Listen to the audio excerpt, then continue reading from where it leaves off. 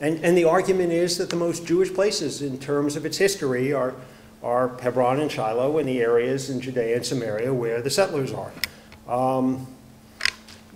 And so it's not just a political issue, it's not just a security issue, it's a cultural, it's a historical issue. I think the general view of the group, other than the extremes, is that the settlers actually may have done Israel enormous good in being responsible for the change in the position of the Arab League and in getting Israel recognition. Having done that, the view is it's time to bring the settlers home.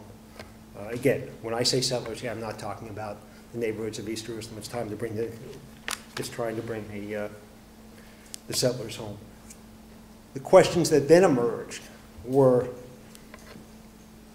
is the Israeli government really going to insist that the settlers can't stay even within a Palestinian state? That is, there are Jews living in diaspora all over the world.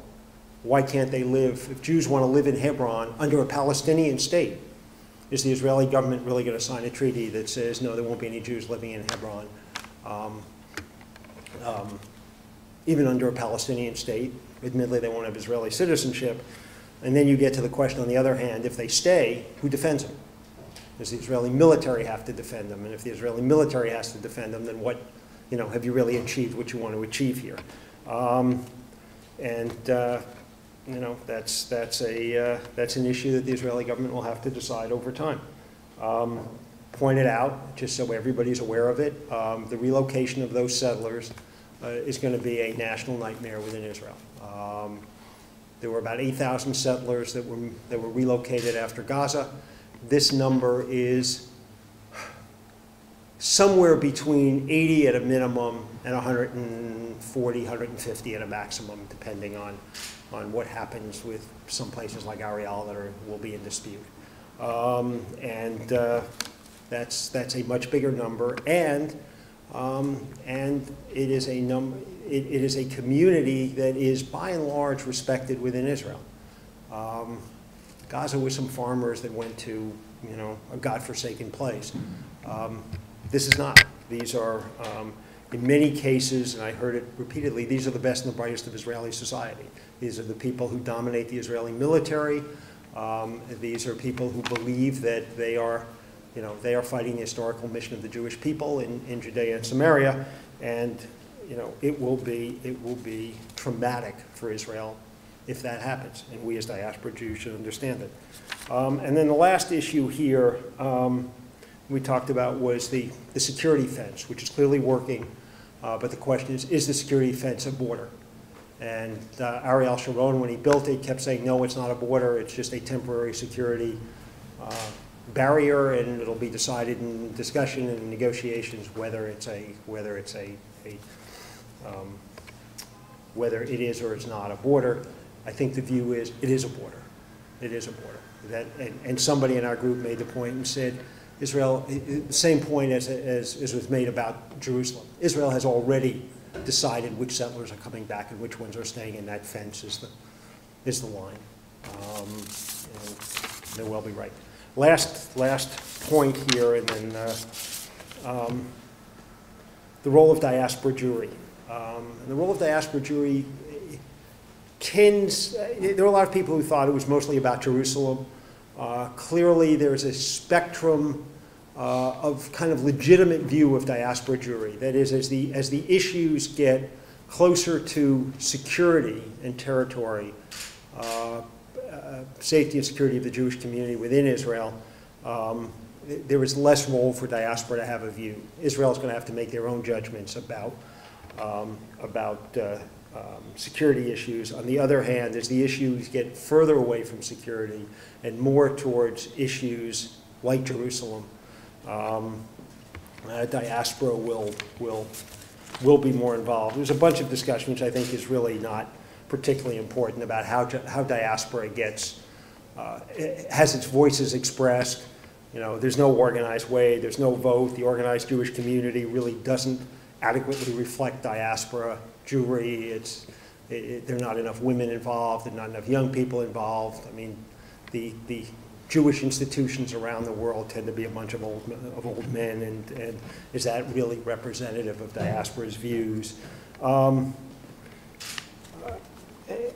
of the important points, though, that was made was that this is not just a question of Jewish advice from diaspora Jewry to the State of Israel. That the State of Israel, which now, as I said, represents more than 50% of Jews around the world, needs to understand that that what it does affects diaspora Jewry. It affects the Jewishness of diaspora Jewry. It affects the Jewish identity of diaspora Jewry. That when Jews around the world are proud of what the State of Israel does, they become more Jewish. They're willing to identify with Israel. And when they're embarrassed by what the State of Israel does, they become less Jewish. They become less willing to identify with their Jewishness. And if Israel is going to be a real leader of the Jewish community around the world, it better be aware of that. It better act responsibly in accordance with that. That was really kind of, and if I went on too long, I'm sorry, but that was kind of the, I thought it was a pretty interesting set of observations about where the process is, and as I said, not about the question of what's Netanyahu going to say to Obama tomorrow, and are they going to cut a deal about that, but really a broader set of questions as to how do we get from here to, I think, the place that I suspect everybody in this room, and I certainly want to get to, which is a 2 states for 2 people living in peace with secure borders. Let me stop there. Questions on any of it, whether it's the ADL, whether it was the JPPI conference, whether it's U.S. elections, U.S. economy, whatever.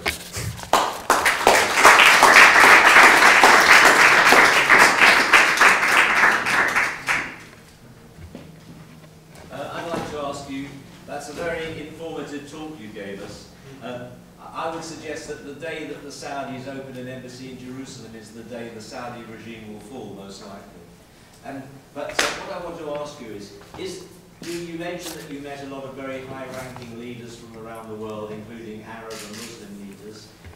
Did you sense that there was a disconnect between the views of the leaders and the views of the people who they represented, the views of the general populace or the street as it's known? That's one question.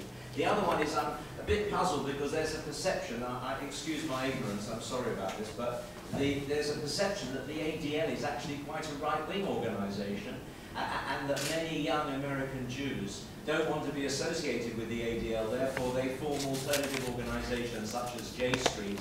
They're not identifying with Zionism, they're not identifying with religious practice. So, and yet you've painted a picture of the ADL as being extremely liberal, extremely open, and extremely universal in its approach.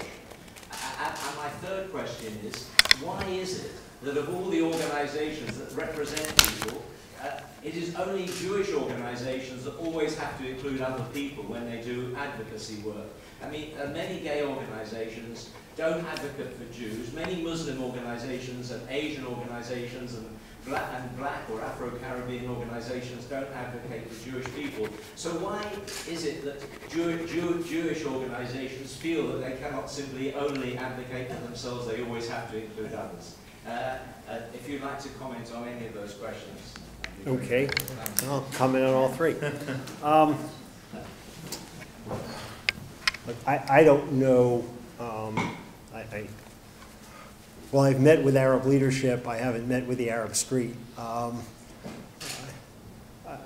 mean, I have a sense. I mean, look, there has been a bargain, and I think Tom Friedman in the New York Times has written about it fairly often, that many of the regimes have made a bargain over there, which is basically you can protest all you want about Israel, treatment of the Palestinians. You can protest all you want about America, but don't you dare protest about the royal family in Saudi Arabia or the government of Egypt and so on. Do I think if there is a treaty signed tomorrow, will the Arab street be out there?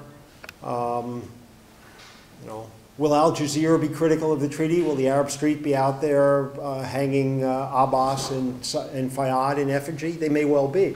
I think a lot of it depends on what those governments do. And, you know, when those governments want to quiet the street, they don't do it often by convincing the street that its position is wrong. They often do it by simply saying, nobody's going to protest today. You know, it would be nice, I guess it would be nice if the Arab leadership would begin to condition their population for a peace treaty and for living with Israel. You know, it would be nice. Are they going to do it? When are they going to do it? How are they going to do it? You know, I think that will come later rather than earlier.